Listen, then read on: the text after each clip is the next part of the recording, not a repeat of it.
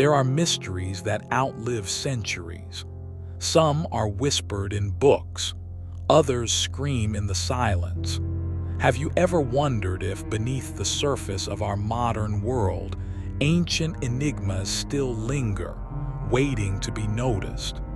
What if I told you that right here on Earth, in quiet towns and forgotten deserts, in the open skies and the depths of the sea, exist puzzles science still can't explain? A strange signal from space that spoke once, then never again.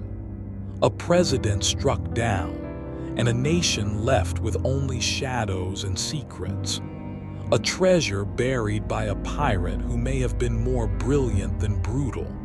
And a creature, half man, half beast, wandering through the forest since before we began to write things down. These aren't just tales for the campfire. These are stories that survive generations. Because no one, not the scientists, not the skeptics, not even time, has been able to unravel them. Today, you and I are going back into the unknown, into the stories we were told had answers, but don't. This is part 2 of the most chilling, unexplainable mysteries that continue to defy reason. And who knows, maybe in one of these legends lies a truth we were never meant to find. It was a quiet summer night in Ohio. No lights in the sky, no sounds beyond the gentle hum of the Big Ear radio telescope. Then something impossible happened. A radio signal, so powerful, so precise. It shocked the astronomer who recorded it. He circled the printout, and beside it wrote one word: wow. That one word became the name of one of the greatest space mysteries of all time. The wow signal lasted exactly 72 seconds, long enough to be real, short enough to leave no second chance. Its origin: an empty part of the sky near the constellation Sagittarius. No stars, no planets, nothing that should have made that sound. It wasn't just noise. It came at the exact frequency expected from an artificial transmission, like a cosmic whisper aimed directly at us. For years, telescopes pointed back at that spot, waiting, hoping, but the wow signal never returned. Some say it was a military satellite. Others say it was an accident. But those who heard it, those who studied it, believe something more. That maybe, just maybe, someone out there tried to say hello once and never again. Why were they testing us, warning us? Or did they send a message then vanish, just like the signal itself? No one knows, not yet. But the wow signal still echoes in the minds of those who wonder. Are we truly alone? Or did the answer already reach us, and we missed our only chance to reply? It was November 22, 1963, a bright afternoon in Dallas, Texas. The President of the United States smiled and waved, riding in an open-top limousine. And then gunshots. The world changed in seconds. John F. Kennedy slumped over, blood on his suit, shock on every face around him. Within hours, a suspect was arrested. Lee Harvey Oswald, a man with a rifle, a man who claimed he was just a patsy. But 2 days later, Oswald was dead, shot on live television by a nightclub owner named Jack Ruby, inside a police station in front of the world. And just like that, the truth vanished. The official story: Oswald acted alone, but very few believe that. Theories spread like wildfire. Some blamed the CIA, others pointed to the mafia. Some whispered of shadow governments. Even Kennedy's own allies may have wanted him gone. Why? Because Kennedy wanted to change things. He challenged the CIA. He questioned the Vietnam War. He pushed back against hidden powers, and that made him dangerous. Witnesses claimed they heard more than one gunshot from different directions. Experts questioned whether Oswald could even make the shots alone. Too fast, too precise. Decades passed. Thousands of documents were released. Still, no clarity. Books, movies, investigations, but no single answer, just questions. And shadows. Who really killed John F. Kennedy? And more importantly, why? Some say the truth is buried. Others say it was stolen. Maybe it was never meant to be known. One man died, but a mystery was born. A mystery that still haunts a nation and dares us to ask, what else don't we know? Beneath centuries of salt and storm lies a legend, a treasure, said to be buried somewhere along the eastern coast of America, overflowing with gold, gems, and secrets. It is the lost hoard of the infamous pirate, Captain William Kidd. But Kidd wasn't always a pirate. He began as a loyal servant of the crown, tasked with hunting pirates, until one day he became what he once pursued. He crossed oceans, raided ships, built a fortune in blood and betrayal. In 1699, he was captured, and before his execution in London, he made a final confession. He had hidden his treasure somewhere, but where? Early rumors pointed to Gardiner's Island off the coast of New York. Searchers found a small cache, but the real treasure still missing. Over the years, maps surfaced, riddles, symbols carved into trees, clues that vanished as quickly as they appeared. Some say Kidd was a genius at deception. He scattered false trails, divided his loot into hidden vaults, cursed his gold so no one would ever find it.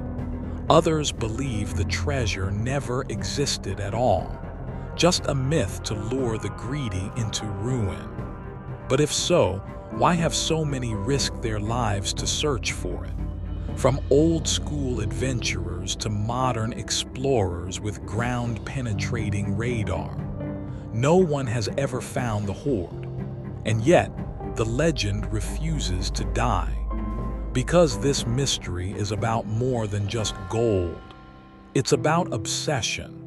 It's about chasing something you can't quite prove, but can't stop believing in. Is Captain Kidd's treasure still out there? Or was the real treasure the story he left behind? Somewhere beneath the soil, the sea, or the lies, the answer might still wait. Beneath centuries of salt and storm lies a legend, a treasure, said to be buried somewhere along the eastern coast of America, overflowing with gold, gems, and secrets. It is the lost hoard of the infamous pirate, Captain William Kidd. But Kidd wasn't always a pirate. He began as a loyal servant of the crown, tasked with hunting pirates, until one day he became what he once pursued.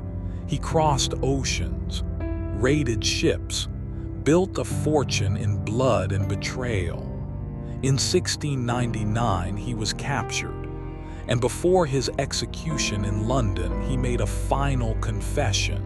He had hidden his treasure somewhere, but where? Early rumors pointed to Gardiner's Island off the coast of New York. Searchers found a small cache, but the real treasure still missing. Over the years, maps surfaced, riddles, symbols carved into trees, clues that vanished as quickly as they appeared. Some say Kidd was a genius at deception.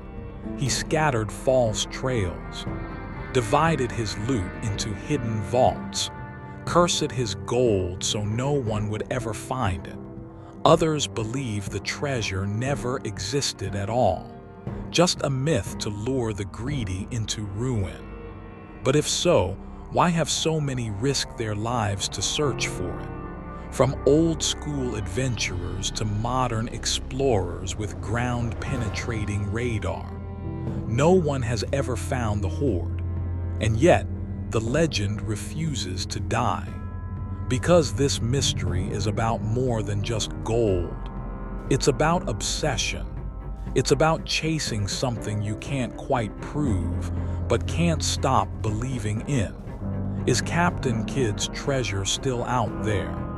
Or was the real treasure the story he left behind? Somewhere beneath the soil, the sea, or the lies, the answer might still wait. She was fearless, a pioneer, a symbol of possibility. Amelia Earhart wasn't just the first woman to fly solo across the Atlantic. She set her sights higher, a flight around the world, a journey no woman had ever attempted. It was 1937. The world watched. Stage by stage, she conquered the skies until the final stretch. On July 2nd, Amelia and her navigator Fred Noonan took off from New Guinea. Their destination, Howland Island. A tiny dot in the Pacific, they never made it. In her final radio messages, her voice was calm but tense. Then silence. No crash site, no wreckage, no bodies, just nothing. The U.S. launched the largest search operation in history. Ships, planes, weeks of scanning, endless ocean. Nothing was found. And so a legend was born. Some believe her plane ran out of fuel and sank into the sea. Others think she landed on a deserted island, survived for days, then died alone. Bones found years later on Nicumararo Island may have matched her, but even that remains uncertain. Stranger theories emerged. Was she captured by the Japanese military before World War II? Was she a spy? Did she return home under a new name and live in secret? No theory ever gave us all the answers. No discovery ever confirmed the truth. What happened to Amelia Earhart? Did she become a victim of nature or of something far more human? Today, she remains more than a missing pilot. She is a symbol of courage, of mystery, and of a question the ocean still refuses to answer. They always arrive after something strange, after a UFO sighting, after a light in the sky, after someone sees what they weren't supposed to. Men in black suits, black ties, black cars, and black eyes, they knock on your door. They ask what you saw, and then they tell you to forget. This is not a Hollywood script. These stories go back to the 1940s, and they haven't stopped since. Witnesses describe them the same way: emotionless faces, pale skin, voices like machines, movements that feel wrong. Some say they're government agents, from agencies that don't officially exist, here to cover up evidence of extraterrestrials. Others believe they aren't human at all, that they are shape-shifting beings, aliens pretending to be us, but failing to get it quite right. In 1947, Harold Dahl saw 6 UFOs. Days later, a man in black warned him to stay silent. In 1952, Albert Bender shut down his UFO organization after being visited. He never spoke of it again. Why do so many people across decades and countries describe the same thing? Same clothes, same cold presence, same threat. You didn't see anything. Skeptics say it's a mass hallucination, a myth born from fear and suggestion. But then why does the fear feel so real? Why do those who meet the men in black never laugh afterward? Who are they? Agents, aliens, or shadows from somewhere in between? No one has proven they exist, but no one has proven they don't. And until someone does, the men in black will remain one of the most chilling mysteries of the modern age. In the heart of the Nevada desert stands a place with no name on the map, no signs, no explanations, no confirmed truth. They call it Area 51. For decades, the government denied it even existed. No one knew what really happened behind those fences. But then came 1947. A strange object crashed near Roswell, New Mexico. The military first said it was a flying disc, then quickly changed the story to a weather balloon. People started asking questions, and all eyes turned to Area 51. Strange lights began to appear in the sky. Silent crafts moved faster than anything we had seen. The desert became a stage for the unexplained. In 1989, a man named Bob Lazar came forward. He said he worked near Area 51. He claimed to have seen alien spacecraft, 9 of them, being studied and reverse engineered. The government denied it all. But in 2013, the CIA admitted Area 51 is real. They said it was only used for testing advanced aircraft. No aliens. So what is the truth? Is Area 51 hiding technology not of this earth? Is it where we first touched something that was never meant for us? Or is it just a distraction from something even bigger? Some believe it is bait. The real secrets are somewhere else. And Area 51 keeps us looking the wrong way. Whatever you believe, Area 51 remains a symbol of mystery, a place where questions outnumber answers, a place where the sky still keeps its secrets. Far off the coast of Florida lies a stretch of ocean wrapped in fear. It connects Miami, San Juan, and Bermuda. This is the Bermuda Triangle, also called the Devil's Triangle, a place where ships vanish and planes are never seen again. It began with Flight 19. 5 Navy bombers took off in 1945. They got lost. They disappeared. So did the rescue planes sent to find them. No wreckage, no survivors, no explanation. Since then, hundreds of vessels have gone missing. Boats, jets, entire crews. Some say the triangle holds strange magnetic forces. Compasses spin wildly. Navigation systems fail. Pilots lose control without warning. Others speak of underwater gas eruptions or violent storms that appear out of nowhere. But some believe in darker things: alien abductions, secret portals, a hidden gate to another world. Some even say Atlantis lies beneath the waves, that its ancient power still reaches up and pulls things down. Scientists argue the area is no more dangerous than any other, but numbers do not silence fear, and logic does not erase stories. The ocean is wide and deep and cruel. The Bermuda Triangle still swallows what it wants, without reason, without warning, without leaving a trace. It was the summer of 1947. In the quiet desert near Roswell, New Mexico, something fell from the sky. A crash, wreckage, and a mystery that never died. The military announced it had recovered a flying disc. The news spread fast. People wanted answers. Then suddenly the story changed. They said it was just a weather balloon, Nothing unusual, no aliens, but people did not believe it. Witnesses described strange debris, materials that could not burn or bend. Light but unbreakable.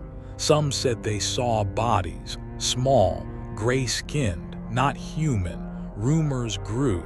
Was it a spacecraft? Was this the first contact? Theories exploded across the country.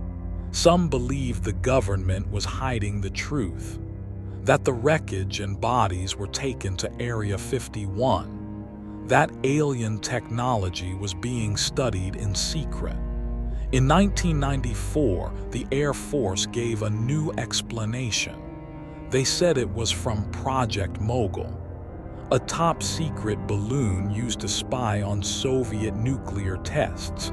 They said the bodies were crash test dummies, but the questions never stopped. Why so many lies? Why so many contradictions? Why silence those who spoke out? Roswell became more than an event. It became a symbol of cover-ups, of secrets, of the possibility that we are not alone. More than 70 years have passed, and still no one can say for certain what really fell from the sky. But whatever it was, it changed how we look at the stars forever. What if 300 years of history never happened? What if the calendar is lying to us? What if we are living in the wrong century? This is the phantom time hypothesis, a theory that claims almost 3 centuries were fabricated. From the year 614 to 911, gone, invented. The idea came from a German historian named Heribert Illig. He said rulers in the 10th century rewrote time. Emperor Otto Roman III, Pope Sylvester Roman II, and the Byzantine emperor. They wanted their reign to begin in the year 1000. To do that, they added centuries to the calendar. They invented events. They created kings. They altered history. Supporters of the theory point to missing documents, a lack of clear evidence from that period, gaps in records, strange overlaps in timelines. They say even the Julian calendar is suspicious. The math does not add up. The days are off. Something is missing. But critics say the theory is nonsense. Archaeology confirms those centuries existed. Astronomy backs the timeline. Historical records match across continents. Still, the theory refuses to die. Because it asks a powerful question. How do we know what is real? Who controls the story of the past? If someone could change the calendar, could they also change the truth? Could they erase entire generations? Could they build a lie so big that we live inside it? The phantom time hypothesis remains unproven, but it reminds us of something important. That history is written by people, and people can be wrong, or worse. They can lie. It was meant to be the first English colony in the New World. In 1587, over 100 settlers landed on Roanoke Island. They built homes. They planted crops. They began a new life. Then their governor John White sailed back to England. He went to get supplies. He promised to return quickly, but war delayed him. 3 years passed. When he returned in 1590, the colony was gone. No people, no bodies. No signs of struggle. Just one word carved into a tree, Croatoan. That was the name of a nearby island. It was also home to a native tribe once friendly to the settlers. Did the colonists leave willingly? Were they forced to flee? Were they attacked? Or did something else happen? No one knows. No trace of the settlers was ever found. Some believe they joined the Croatoan tribe and lived in secret. Others think they died from disease or starvation. Some say it was supernatural, that the land itself swallowed them. Archaeologists have searched for answers. They found small clues, old tools, European artifacts, but nothing conclusive. Roanoke became a ghost story in American history, a colony that vanished without a trace, a mystery that still haunts historians. Why leave a single word and nothing else? Was it a clue, a message, a warning? The lost colony of Roanoke remains unsolved, and Croatoan remains the strangest part of the story. One word, etched in wood, etched in time. In 1943, the U.S. Navy tried something extraordinary. They wanted to make a ship invisible, not just to radar, but to the human eye. The ship was the USS Eldridge. The place was the Philadelphia Naval Shipyard. And the experiment would become legend. Witnesses claimed the ship vanished, not just disappeared from radar, vanished completely, then reappeared hundreds of miles away, in Norfolk, Virginia. Some said crew members were fused into the metal. Others went insane. Some were never seen again. The story came from a man named Carl Allen. He said he saw the experiment with his own eyes. He sent letters, shared details, and created a mystery that still lingers. Many believe it was based on Einstein's unified field theory, a theory about bending space and light. Some say the Navy was trying to create teleportation or a new kind of weapon. The Navy denies it all. They say no such experiment ever happened. They say it is all a hoax, but questions remain. Why do multiple witnesses tell the same story? Why do strange effects still surround the ship's history? And why does the Navy avoid the topic? Some think the experiment opened a portal to another place or another time. Others believe it failed horribly and was covered up to avoid panic. Whatever happened in 1943, it changed how we think about science, about war, and about what governments are willing to try. The Philadelphia experiment may be a myth, or it may be the closest humanity has ever come to breaking the laws of reality. A quiet neighborhood in Crosby, Texas, fresh lawns, smiling families, new beginnings, but beneath the ground, something waited. In 1982, Sam and Judith Haney began digging a pool. They found 2 wooden coffins, buried in their backyard, forgotten by time.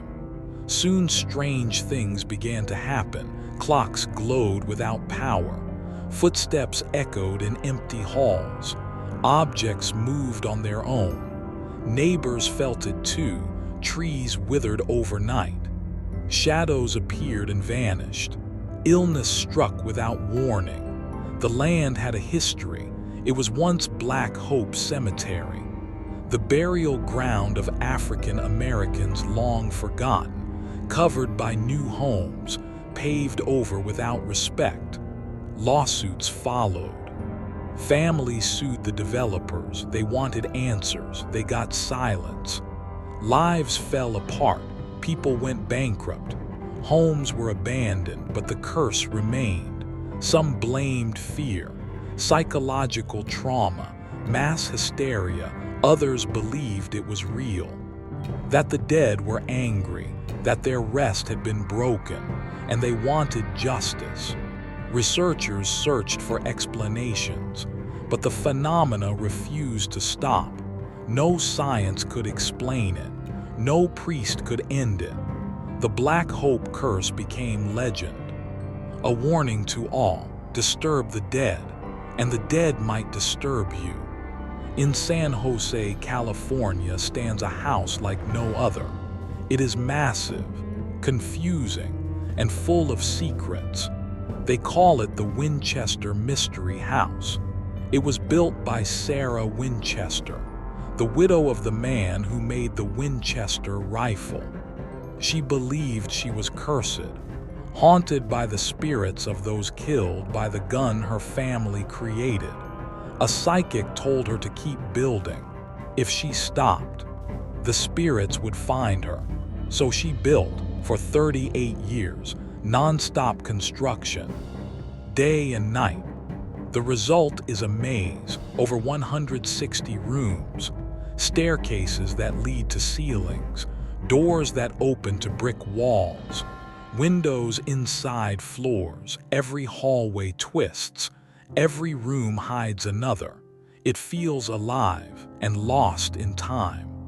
Some say Sarah built to confuse the spirits, to trap them, to protect herself. Others say she was losing her mind. Grief made her build, not ghosts, but visitors report strange things, footsteps when no one is there, cold spots in warm rooms, doors opening by themselves. Some see shadows, some feel watched, some never go back. The house became a legend. People travel from around the world to see it, to feel it, to wonder what drove her. Was it fear? Was it guilt? Or was it something she could not escape? The Winchester House stands as a monument to mystery, to madness, and maybe to the dead who still walk its halls. In the town of Taos, New Mexico, people heard a sound. It was low. It was constant. It had no source. Not everyone could hear it, but those who did could not escape it. It followed them through their homes. It kept them awake at night. It made them feel sick. They called it the Taos hum. It sounded like an engine running in the distance, like something deep below the earth, like a vibration inside the skull. Scientists came to study it. They brought their best equipment. They found nothing. No strange frequencies, no measurable vibration, no answers. Still, the hum continued. It made life unbearable for some. They moved away. They lost sleep. They lost peace. Some believed it was natural, a sound from the earth itself. Others blamed military tests or secret technology or something not of this world. Psychologists said it might be mass suggestion, stress, fear, a trick of the mind. But the hum was not just in Taos. People heard it in England, in Canada, in Australia, the same sound, the same effect. No one has stopped it. No one has explained it. The Taos hum remains, a sound with no origin, a mystery with no solution. A quiet town with a noise no one can prove. At the far end of Long Island stands a forgotten military base. Old fences, rusting towers, silent halls. But behind the silence is a story. They call it the Montauk Project, a secret experiment hidden from the world. It began in the 1970s. Witnesses claimed strange lights above the base. Animals behaved strangely. Time itself felt broken. Then came the whistleblowers, men who said they worked there, men who said they remembered things they were told to forget, men who said they were forced to take part. They spoke of mind control, psychic warfare, machines that read thoughts, devices that altered emotions. Some claimed time travel was real, that portals were opened, that children were sent through and came back changed. Others mentioned beings from other worlds, experiments gone wrong, creatures that escaped, and memories erased. The base was shut down, but the stories spread. Books were written, movies were inspired.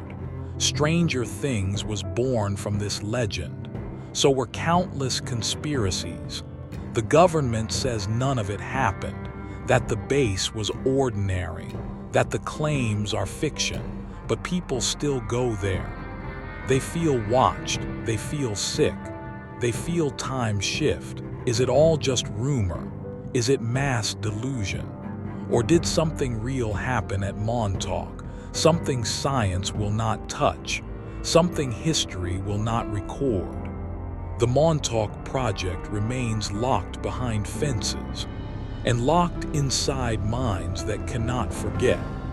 In the early 1800s, a man named Thomas Beale hid a secret, a treasure, gold, silver, gems. He said it was buried in Virginia, hidden beneath the ground, protected by codes no one could read. Beale left behind 3 ciphers, 3 pieces of paper filled with numbers. Only one has ever been solved. That cipher described the treasure. The other 2 remain a mystery. One tells the exact location. The other lists the names of the heirs. Beale gave the box to an innkeeper named Robert Morris.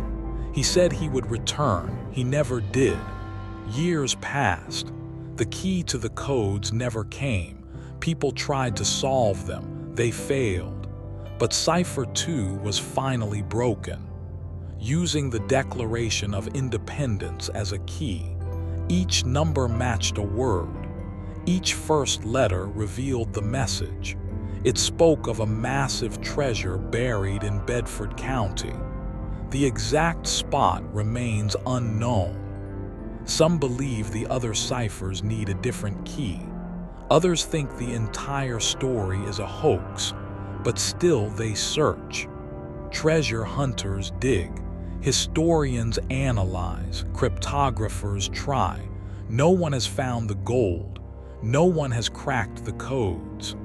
No one has proven it true or false. The Beale ciphers are more than just a puzzle. They are a challenge, a legend, a question whispered through time. Is the treasure real? Is the answer hidden in plain sight? Or is the greatest treasure the mystery itself? Deep in the Pine Barrens of New Jersey, there is a creature that never leaves. They call it the Jersey Devil. The story began in the early 1700s. A woman named Mother Leeds gave birth to her 13th child. She was poor, tired, and angry. She cursed the baby before it was born. It came out twisted and wrong. It grew wings, hooves, a long tail. It screamed, then flew up the chimney and into the forest. Since then, people have claimed to see it, flying over roads at night, perched in trees, leaving tracks in the snow. In 1909, panic spread across New Jersey. Hundreds of people reported sightings. Schools were closed, businesses shut down. No one felt safe. Farm animals were found dead. Footprints appeared on rooftops. Police searched but found nothing. Some say it is a demon. Others think it is a mutant. Some say it is just a story to scare children. But the sightings never stopped. Even today, people say they see glowing red eyes in the woods. They hear wings in the dark. They feel something watching them. The Jersey Devil has become a part of the state's identity. It appears in books, on signs, in nightmares, real or not. The legend still lives, waiting in the shadows, deep in the woods of New Jersey. In the hills of Tennessee lived a family named Bell. In 1817, their peaceful life changed forever. Something invisible entered their home, and it never left. It started with knocking on the walls. Then came the footsteps, heavy, slow. But no one was there. Doors slammed shut. Blankets were ripped from beds. Chairs moved on their own. Then the attacks began. Young Betsy Bell was slapped by invisible hands. Her hair was pulled. She was thrown to the floor. She cried, but no one could see the thing that hurt her. The voice came next. It whispered at night. It laughed in the dark. It spoke secrets no one had shared. The spirit called itself Kate. She said she hated John Bell. She said she would kill him. John's health declined. Doctors could not explain why. One morning he was dead. That night the house echoed with laughter. People came from miles around. They saw things move. They heard the voice. They felt the fear.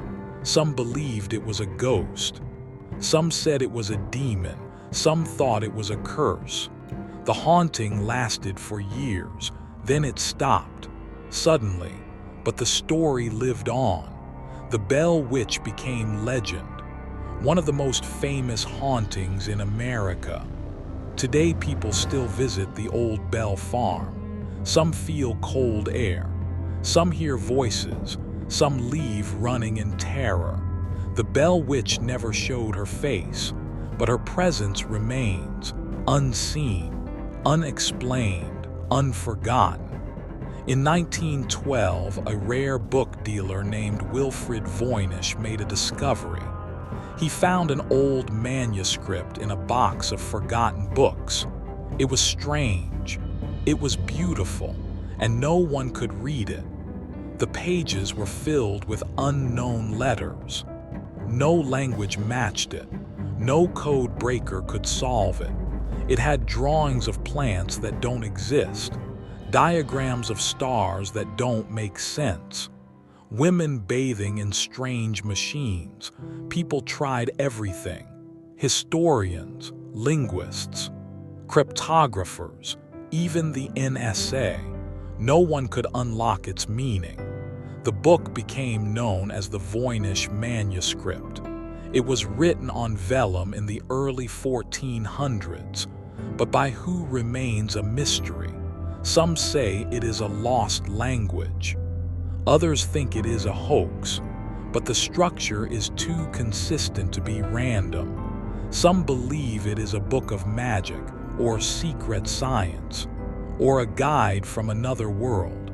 Artificial intelligence has tried to decode it. Still no answer. The manuscript now sits at Yale University. Researchers still visit, still stare at its pages, still leave without answers. It remains the most mysterious book on Earth, a puzzle with no key, a voice speaking a language no one understands. What is the Voynich manuscript? A forgotten science, a secret never meant to be known, or proof that human knowledge is still incomplete? In the Superstition Mountains of Arizona, there is a legend older than the dust itself, a lost gold mine, and a man named Jacob Waltz. He was called the Dutchman, but he was actually German. He claimed to have found a secret mine filled with gold before he died in 1891. He gave clues to a woman named Julia Thomas. He drew maps. He told stories. Then he passed away. Julia searched the mountains. She found nothing. Others followed. Year after year, decade after decade, still no gold, but people kept searching. Some disappeared. Some died. Some claimed to see strange lights in the rocks. They found symbols carved into stone, mysterious clues left behind, or maybe planted to deceive. The legend says the mine is cursed, that the mountains protect the gold and punish the greedy. Historians doubt it exists, but believers carry shovels and maps. They walk the canyons. They chase a dream. Some think the mine was real but collapsed. Some say it leads to something more than gold. To this day, no one has proven the mine exists, but the legend lives in dusty boots, in forgotten trails, in the hope that maybe, just maybe, the next turn will reveal it. Across the world, people are hearing a sound. It is low, it is deep, it does not stop. They call it the hum. No one knows where it comes from. No one can agree on what it is. It has been reported in England, in Canada, in Australia, in the United States. Some say it sounds like a distant engine. Others say it is like heavy air pressing on the ears. Some only hear it at night. Some hear it all day. Not everyone can hear it, but those who do cannot ignore it. They lose sleep. They lose focus. They lose peace. Scientists have tried to explain it. They blame factories. They blame power lines. They blame underground vibrations. But none of the equipment detects it.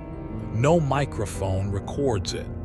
No proof has ever been found. Some believe it is inside the mind, a trick of hearing, a stress reaction, a shared delusion. Others believe it is something else, a secret frequency, a military signal, a warning from somewhere unknown. The hum remains unsolved. It drives some people to move away. It pushes others to the edge. It is not loud, but it is relentless. A sound that should not be there. A question no one can silence. And for many, a mystery that never stops. They knock on your door late at night. They look like normal kids, but something is wrong. Their skin is pale. Their clothes are outdated. Their voices are soft and cold. And their eyes are completely black. No whites. No pupils, just darkness. They ask to come inside. They ask for help. They ask to use your phone, but once you see their eyes, you feel fear. You feel frozen. You feel something ancient staring back at you. The first report came in the 1990s. A man in Texas shared his story. 2 children asked for a ride. He almost let them in. Then he saw their eyes. Since then, more stories have surfaced. People see them outside cars, on front porches, standing alone under streetlights. They always ask to be invited in. They never force their way, but those who let them in say something bad follows: sickness, misfortune, death. No one knows what they are. Are they demons? Are they aliens? Are they ghosts wearing human skin? Skeptics say it is all urban legend, a modern myth made for the internet. But the stories are the same: the eyes, the voice, the fear. And every person who meets them says one thing: whatever they are not children. It was September 12, 1952. A glowing object fell from the sky in Flatwoods, West Virginia. A group of boys saw it. They ran to find it. A woman joined them. They climbed a hill with flashlights. What they found was not a meteor. It was a creature, tall, over 10 feet high, with a spade-shaped head, glowing red eyes, and a body that hovered above the ground. It wore something like a cloak. It gave off a foul smell. The air around it felt heavy. The witnesses ran, terrified, shaken, changed. The story spread fast. Reporters came. The military arrived. No creature was found. But the town remembered. Drawings were made. The description stayed the same. Some said it was an alien. Others said it was a robot. Some said it was just a barn owl. But the witnesses never changed their story. They believed what they saw, and they were never the same again. The Flatwoods monster became legend. It appeared in books, in museums, in festivals, and still today. when the sky glows red and the hills grow quiet, people look up and wonder if the creature ever truly left. It is one of the most beautiful diamonds on Earth. It is also one of the most feared. They call it the Hope Diamond. It came from India in the 17th century. Some say it was stolen from a sacred statue. Some say it carried a curse from the gods. Its first owner lost his fortune. He died far from home. The diamond passed to French royalty. King Louis XIV wore it. His descendant Louis XVI lost his head. So did Queen Marie Antoinette. Another owner was ripped apart by wild dogs. Another was driven to madness. In the United States, it brought sorrow too. Evelyn Walsh McLean wore it proudly. Then her son died in a car crash. Her daughter died of an overdose. Her husband went insane. Many believe the diamond destroys all who possess it. Others say the tragedies are coincidence, but the pattern is hard to ignore. The last private owner gave it away. Jeweler Harry Winston donated it to the Smithsonian Museum. He sent it by regular mail. No curse followed him. Today the diamond sits behind glass. It draws crowds every day. It shines bright, but its past is dark. Some say the curse ended when it reached the museum. Others say it is only sleeping, waiting for the next person brave enough to take it.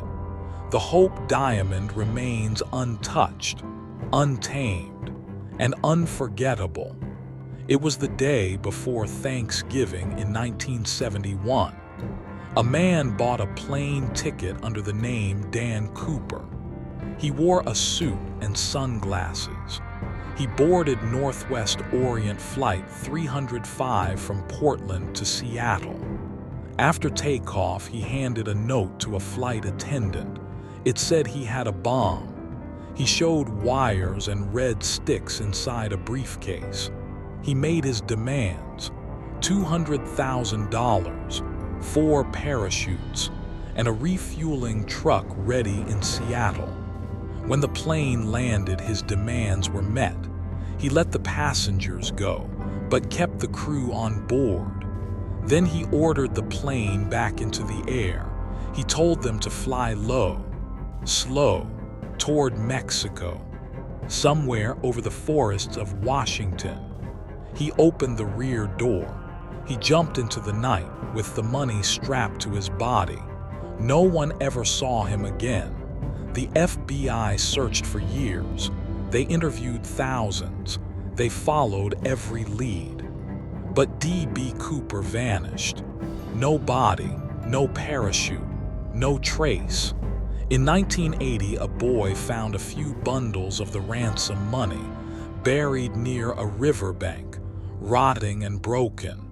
It only deepened the mystery. Did Cooper die in the fall? Or did he survive and disappear forever? Many suspects were named, none confirmed. Some believe he was a skilled skydiver, a man with a perfect plan, a ghost who walked into history and left without a footprint.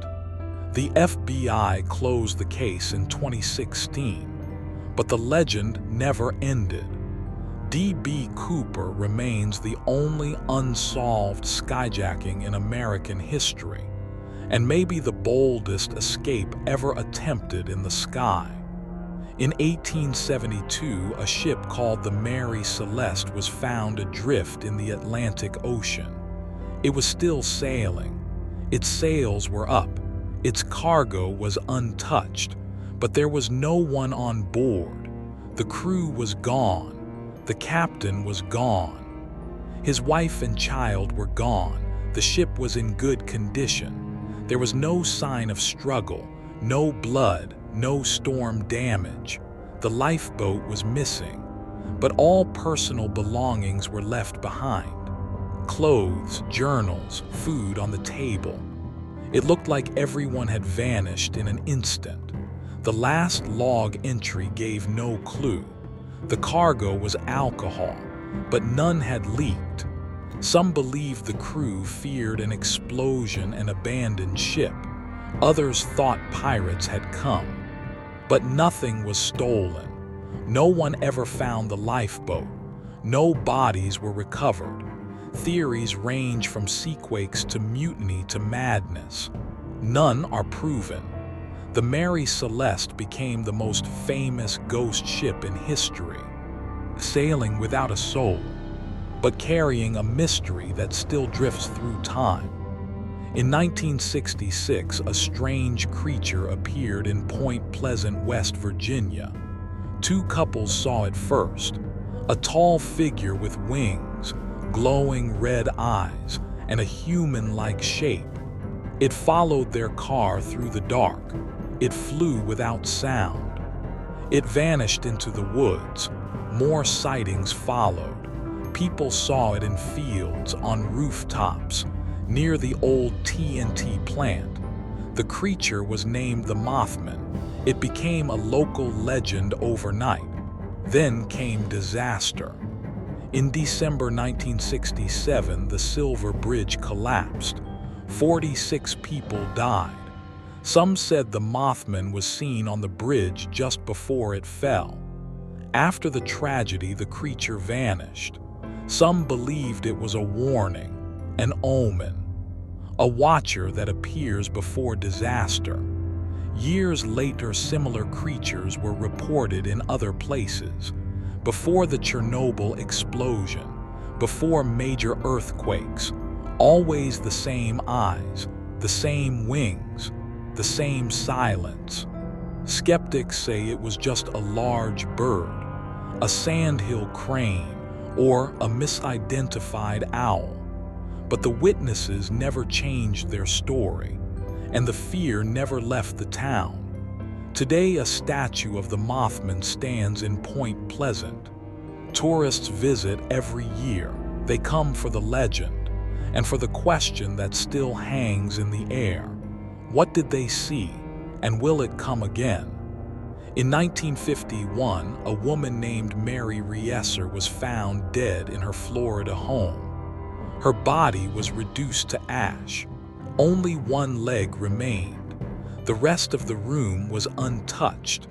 There was no fire damage to furniture, no smoke on the walls, no signs of struggle, no clear source of ignition. The case shocked investigators. They could not explain how her body burned so completely, yet everything around her stayed whole. This was not the first time, and not the last. Dozens of similar cases have been recorded around the world. In many of them, the bodies were nearly vaporized, but carpets stayed clean. Plastic objects nearby remained intact. The term was born: spontaneous human combustion. The idea that a human could suddenly burst into flames from within. Some scientists proposed the wick effect. Fat acts like fuel, clothing like a candle wick. Once started, the body burns slowly and completely. But critics say this does not explain the lack of external damage, or how the fire starts in the first place. Others blame static electricity, ball lightning, or rare chemical reactions inside the body. Some believe it is supernatural, a curse, a punishment, or a force we do not understand. There is no proven cause, no consistent pattern, only silence, lash, and fear. Spontaneous human combustion remains one of the strangest mysteries of modern science, and a reminder that our own bodies may still hold secrets we are not ready to face.